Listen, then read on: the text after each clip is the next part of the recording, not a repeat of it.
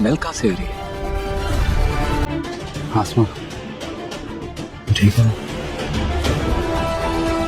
अब तो मुझे मेरी खुशबू से भी नहीं पहचानता। आलिया तू क्या कर रही है? अरमान तो ऐसा कैसे कर सकता है मेरे साथ?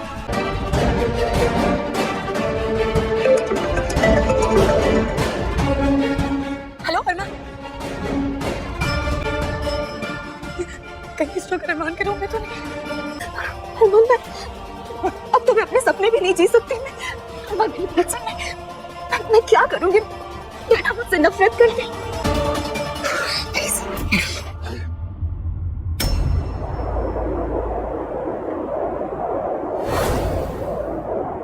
आलिया ने फिर चली चाल, अरमान को बनाया बेवकूफ। तो हम देख रहे हैं उदारिया के एपिसोड में कि जो आलिया है वो अरमान के करीब है और एक साथ वो रूम में है, रोमांस कर रहे हैं।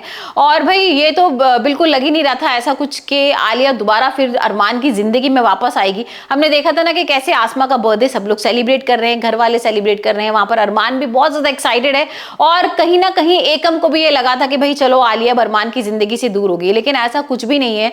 और जिस तरीके से भी एपिसोड में हम देख रहे हैं कि अरमान को शायद उसने कोई ऐसी ड्रिंक पिला दी है, बेहोशी की ड्रिंक है, क्योंकि अरमान को ना वहां पर होश नहीं है। और अरमान शायद ऐसा होश में भी नहीं करता कि वो दोबारा आलिया के पास वापस आता, क्योंकि अब वो आसमा से बहुत प्यार करने लगा है। और आसमा भी कहीं ना कहीं अरमान के लिए बहुत सारी इमोशनल फीलिंग्स आ गई हैं उसके लिए। तो अब यही लग रहा था कि भाई शायद ये दोनों करीब आ जाएंगे और एक साथ रहने लगेंगे। लेकिन यहाँ पर इस सीन को देखकर तो लग रहा है कि शायद अब कबीर को मौका मिल जाएगा आसमा के पास आने के लिए। हमने देखा था ना कि कैसे कबीर बार बार मौका ढूंढ रहा है आसमा के पास आने के लिए। उसे कई बार उसने किडनैप भी किया, वहां पर उसके बर्थडे पे वो कोशिश भी की उसने डराने की, जोकर बन के भी आया और सबके सामने उसने उसको उसके साथ डांस भी किया और उसको अपनी बाहों में भी लिया। ऐसा लग रहा था कि शायद कहीं ना कहीं आसमा को ना एक थोड़ा सा शक हो रहा था कि मैं शायद इस आवाज को पहचानती हूँ, जो लड़का मेरे साथ है जो जोकर बन के आया शायद मैं इसको जानती हूँ।